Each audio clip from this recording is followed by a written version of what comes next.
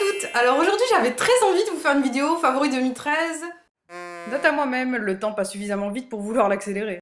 Avec toutes les catégories qui seraient classées, qui seraient différenciées. Et finalement je ne l'ai pas fait pour une raison qui est simple, c'est que je vais réserver les catégories, par exemple teint, yeux, lèvres, cheveux, etc.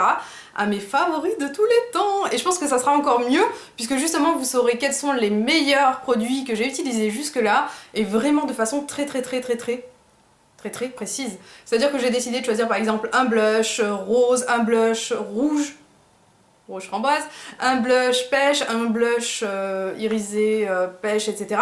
Vraiment de tout expliquer dans tous les détails. Et je me suis dit que ça sera encore mieux de vous montrer tout ce qui se fait, comme ça vous piochez, vous prenez ce qui vous plaît pas, etc. Et vous avez des swatchs rapprochés bien entendu. Et pour les produits pour les lèvres, je les swatcherai sur mes lèvres, etc. Comme ça vous verrez justement tout ce qui m'intéresse, tout ce que j'ai aimé et tout ce qui n'a pas été détrôné jusque-là. Alors on va commencer tout de suite avec les produits pour le teint qui ont été mes favoris de l'année 2013. Faites pas attention, je crois que c'est ma journée. Par avance, je suis désolée, mais il y a un produit que je n'ai pas sur moi tout simplement parce que le flacon s'est cassé. Donc je vais vous en présenter deux différents parce qu'il y en a deux qui, pour moi, en matière de fond de teint, sont sortis du lot. L'Accord Parfait de L'Oréal que je n'ai plus parce qu'il s'est brisé. Donc je crois qu'il coûte maintenant, parce qu'avant il était beaucoup moins cher, facilement 12 € dans les grandes surfaces. Ça reste encore correct par rapport au deuxième fond de teint que je vais vous montrer, mais c'est un fond de teint extra dans la mesure où il est très fluide, qu'il apporte une bonne couvrance et qu'en même temps vous n'avez pas des plaques de sécheresse dans certaines zones. Et là je pense que c'est intéressant, surtout en ce moment. Je sais pas si vous êtes comme moi, mais en ce moment j'ai une peau pas terrible, surtout en hiver, ça m'arrive souvent. Et là j'ai un petit retour des petits boutons qui est là. Donc bien entendu vous ne le verrez pas parce que je les ai camouflés, du moins j'espère que vous ne les verrez pas. Et je vais vous montrer le deuxième fond de teint que j'ai préféré, mais par-dessus tout, c'est le Studio Fix Fluid de chez MAC. Ce fond de teint c'est une pure folie, je suis teinte NC35 et beige doré chez L'Oréal, donc si ça vous aide en matière de correspondance. Et chez Make Up For Ever je suis 140. Le HD n'est plus mon favori, compte tenu du fait que je me suis rendu compte qu'il me laissait quand même parfois des petites plaques de sécheresse lorsque j'ai une peau qui est normale à sèche. Je pense que vous me comprendrez et que c'est arrivé à plus d'une, parce que pour moi, vraiment, le fond de teint MAC Studio Fix Fluid détrône tous les fonds de teint.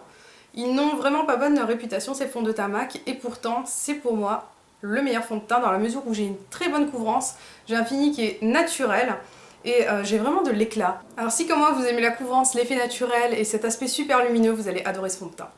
Alors maintenant je vais vous montrer un anti-cerne que j'ai énormément aimé au cours de l'année 2012, d'ailleurs je l'ai découvert en 2012, c'est l'effaceur yeux anti-cerne de chez Maybelline. Je suis la teinte nude et je crois que c'est la deuxième plus claire, donc choisissez bien votre teinte. La deuxième plus claire n'est pas forcément hyper claire et je ne suis pas pour les anti-cernes qui sont blancs et qui vous donnent l'impression d'être complètement décédés pour faire comme les stars, etc. Il faut juste choisir une teinte qui nous convienne et je pense que je ferai une vidéo dessus parce que beaucoup font parfois l'erreur de mettre quelque chose de beaucoup trop clair en dessous et du coup ça donne un aspect vraiment pas naturel, il faut le dire.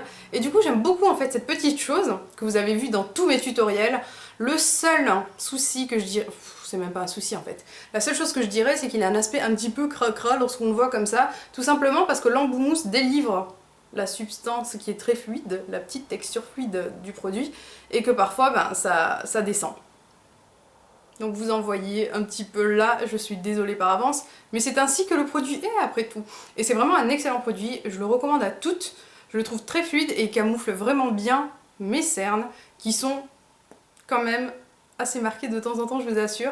Mais je pense que si jamais vous avez besoin d'encore plus de correction, je vous proposerai le correcteur de chez Bobbi Brown Couleur Peach, que je vous montrerai dans la vidéo de mes favoris de tous les temps, qui est juste extra, à porter avec un anti-cerne malgré tout. Je vous ferai une vidéo dessus, pas de panique. Quoi qu'il en soit, c'est un anti-cerne que j'ai énormément aimé, petit prix. Je tiens à dire que c'est le premier flacon que j'ai, je ne l'ai toujours pas fini, je ne sais pas combien de temps ça dure, mais ça dure apparemment très longtemps. Alors concernant les poudres pour le visage, j'aimerais vous en montrer trois. Une poudre libre et deux poudres qui sont pressées parce que j'ai tout simplement redécouvert cette petite poudre libre pendant les vacances de Noël et surtout lorsque j'avais envie d'avoir un petit peu plus de couvrance qu'avec une petite poudre simple compacte. Alors cette poudre, c'est celle de chez Stila. Je crois qu'il m'en reste quand même encore un petit peu. C'est pas mal. Je l'avais acheté pendant les soldes parce que je sais que Sephora ne fera plus Stila. Et du coup, ils bradaient leurs produits et je l'ai eu à 5 € au lieu de 25 ou 30. Mais si vous avez l'occasion de tester cette poudre qui s'appelle la poudre teint exquis hydratante, faites-le. C'est une teinte qui est unique, donc vous n'allez pas avoir clair, foncé, etc. Et je trouve que c'est vraiment une très bonne poudre. Seul souci, le packaging, parce que vous avez ce petit couvercle un petit peu bizarre d'ailleurs, parce qu'il tient même pas. Et vous allez devoir mettre votre poudre directement sur le miroir. Je trouve ça un petit peu étrange, mais c'est une excellente poudre, on s'en fiche. Vraiment, vous allez avoir un joli fini, un petit peu plus couvrant que la normale, on va dire, et en même temps quelque chose de très doux au toucher. J'aime beaucoup cette poudre. Alors la deuxième poudre que je n'ai pas sous la main parce que je l'ai brisée, c'est celle de chez Elf. Alors la poudre Elf Studio, elle est excellente, je suis teinte caramel, vous l'avez vu par le passé dans d'autres vidéos. Et je l'ai brisée, je l'ai mise de côté pour la réparer, je ne sais pas où elle est, sorry. Mais c'est une poudre excellente qui vous apportera aussi de la couvrance. Un fini quand même, on va dire, un petit peu plus couvrant que la dernière poudre pressée que je vais vous montrer. Et ce que j'aime dans cette poudre, c'est qu'elle ne fait pas du tout d'effet cakey comme d'autres poudres. Vous n'allez pas avoir un effet plâtre. C'est la poudre qu'il vous faudra à 4 €, je trouve que ça vaut largement le coup et en plus, elle est excellente. Autre poudre que j'ai beaucoup aimée, mais qui a un fini totalement différent des deux autres, c'est la 220 de chez Maybelline, c'est la gamme Fit Me. Alors j'aime beaucoup cette poudre tout simplement parce qu'elle va vous offrir un petit voile totalement invisible qui va matifier votre peau et qui va vous permettre d'avoir quand même un teint qui peut transparaître en dessous. Et là je trouve que c'est vraiment très intéressant si vous devez par exemple sortir à un mariage ou autre et que vous n'avez pas envie d'avoir un effet trop mat, trop plâtré et garder quand même un petit éclat naturel. Je pense que ça peut être pas mal du tout pour celles qui le désirent. Donc à voir. Je suis teinte 220 beige nu pour celles qui sont intéressées. Alors on passe au blush et je vais vous proposer un seul blush. C'est le blush à avoir si vous n'en avez pas, c'est le Flower Power de chez MAC.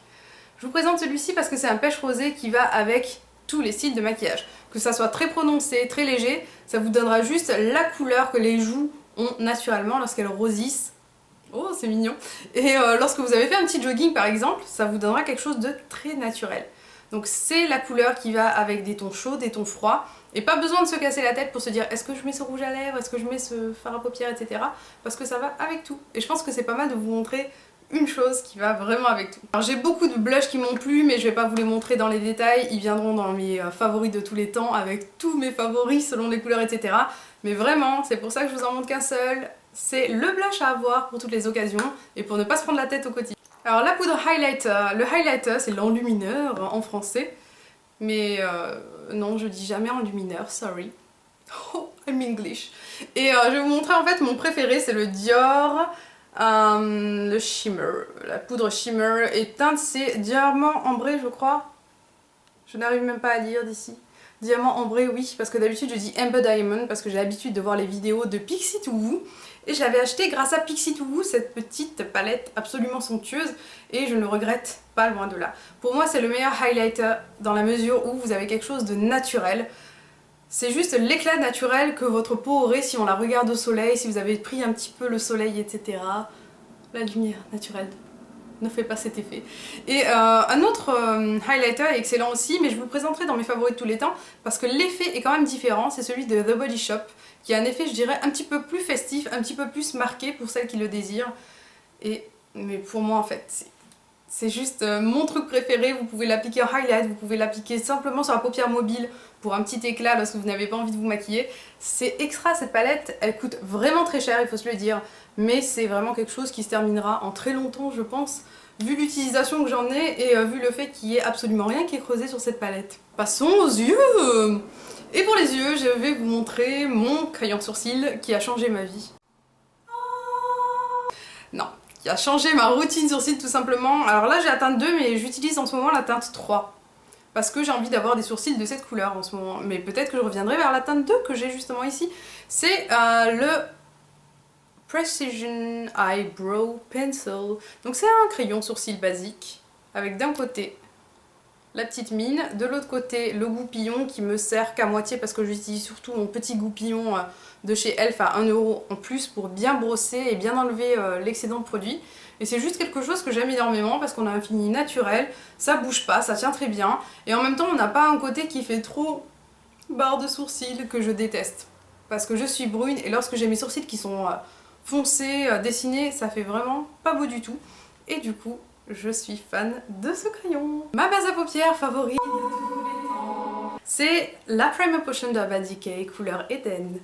Alors pourquoi la couleur Eden? Tout simplement parce que c'est une couleur Cher et que la couleur Cher, pas comme Cher la chanteuse, ça va vous apporter quelque chose de mat, parfait, et que si vous avez envie juste de poudrer par-dessus, de faire un trait de liner, c'est parfait aussi, vous n'avez pas besoin systématiquement d'avoir quelque chose, je trouve, de trop léger. C'est mon avis. Je trouve que les fards tiennent mieux avec celle-ci qu'avec toutes les autres marques, mais la teinte Eden, je trouve que c'est un avantage vraiment énorme pour toutes les filles qui veulent simplement faire un trait de liner, ne pas mettre de fard à paupières, et c'est très pratique. Moi, c'est vraiment ce vers quoi je m'oriente tous les jours.